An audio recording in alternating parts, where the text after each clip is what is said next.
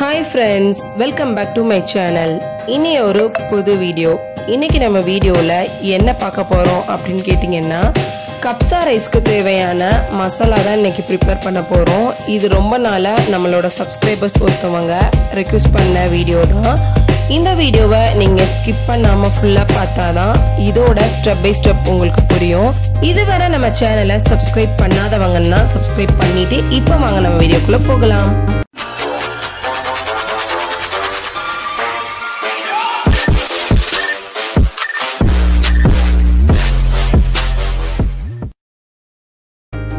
இப்போ நம்ம வீடியோக்குள்ள வந்தாச்சு.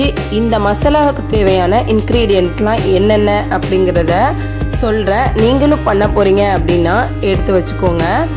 2 டேபிள்ஸ்பூன் முழு மல்லி, 1 டேபிள்ஸ்பூன் ஏலக்காய், 2 காஞ்ச மிளகாய், 1 ஜாதிக்காய், 2 டேபிள்ஸ்பூன் ஜீரகம், அதே அளவு 1 டேபிள்ஸ்பூன் கிராம்பு, 1 டேபிள்ஸ்பூன் ஸ்டார் அனீஸ், 2 டேபிள்ஸ்பூன் மிளகு, 2ல இருந்து 3 துண்டு பட்டை, அதே அளவு பிரியாணி இலை.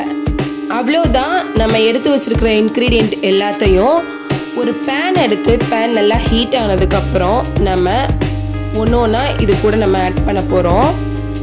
இதில் முக்கியமாக நோட் பண்ண வேண்டிய விஷயம் என்ன அப்படின்னு கேட்டிங்கன்னா, இதை நம்ம வறுத்து ஸ்டவ் ஆஃப் பண்ணுற வரைக்கும் நம்ம ஸ்லோ ஃப்ளேமில் மட்டுமே தான் வச்சு கண்டினியூ பண்ணணும்.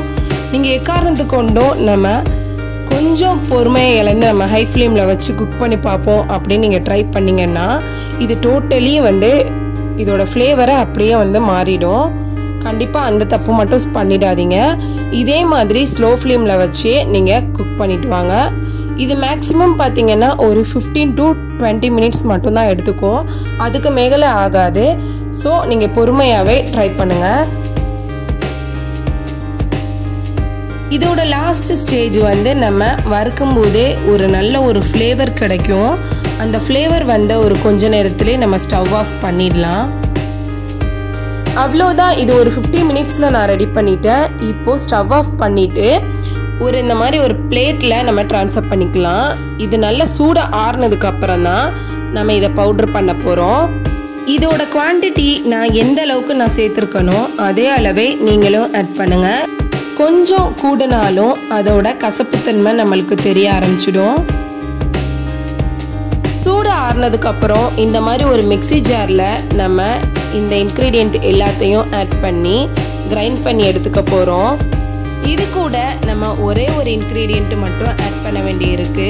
இதே நீங்கள் மிளகு அப்புறம் மல்லி இந்த ரெண்டுமே இல்லை அப்படின்னா நீங்கள் இதே குவான்டிட்டியில் நீங்கள் பவுட்ரு கூட ஆட் பண்ணி சேர்த்துக்கலாம். ஃபஸ்ட்டு ஒரு கிரைண்ட் போனதுக்கப்புறம் நம்ம ஓப்பன் பண்ணி 1 டேபிள் ஸ்பூன் மஞ்சள் தூள் ஆட் பண்ணணும். மஞ்சள் தூள் ஆட் பண்ணதுக்கப்புறம் நம்ம நல்லா கிரைண்ட் பண்ணி எடுத்துக்கலாம். இது ஃபைன் பவுடராக அரைஞ்சு வராது. கொஞ்சம் நறுன்னு தான் இருக்கும். அது ஒன்றும் பிரச்சனை இல்லை. அவ்வளோதான். நம்மளோட சூப்பரான கப்சா மசாலா நம்ம வீட்டிலையே ரொம்ப ஈஸியான ஒரு மெத்தடில் பண்ணியாச்சு. கண்டிப்பாக இதை ட்ரை பண்ணி பாருங்கள். இது நம்ம கப்சாக்கு ரொம்ப கம்மியாகவே நம்ம ஆட் பண்ணால் போதும். இதோட ஃப்ளேவர் ரொம்ப ஜாஸ்தியாக இருக்கும். இதை ஒரு கண்டெய்னரில் நான் ஸ்டோர் பண்ணி எடுத்துக்க போகிறேன். இது மேக்ஸிமம் ஒரு 3 மந்த்து கிட்ட நம்ம வெளியில் வச்சாலும் கெட்டு போகாமல் அப்படியே இருக்கும். கண்டிப்பாக இதை ட்ரை பண்ணிவிட்டு இதோட ரிசல்ட் எப்படி இருந்ததுன்னு சொல்லிவிட்டு நீங்கள் கமெண்ட்டில் எங்கள் கூட ஷேர் பண்ணலாம். என்ன கேட்டிங்கன்னா, நான் கப்சாக்கும் சரி பிரியாணிக்கும் சரி நான் மோஸ்ட் ஆஃப் ரொம்ப ரேர் தான் நான் கடையில் ரெடிமேட் பவுடர் வாங்கி யூஸ் பண்ணுறது. இந்த மாதிரி வீட்டிலையே பண்ணி நான் ஸ்டோர் பண்ணி வச்சுப்பேன். நீங்களும் இனிமேலும் இந்த மாதிரி ட்ரை பண்ணி பாருங்கள். இந்த வீடியோ உங்களுக்கு பிடிச்சிருக்குன்னு நம்புகிறேன்.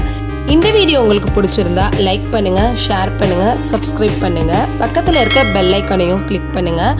அப்போ தான் நம்ம போடுற டிஃப்ரெண்ட்டான புது புது வீடியோஸ் எல்லாமே உங்கள் நோட்டிஃபிகேஷனில் டெலிவரி ஆகும். தேங்க்ஸ் ஃபார் வாட்சிங். Bye bye.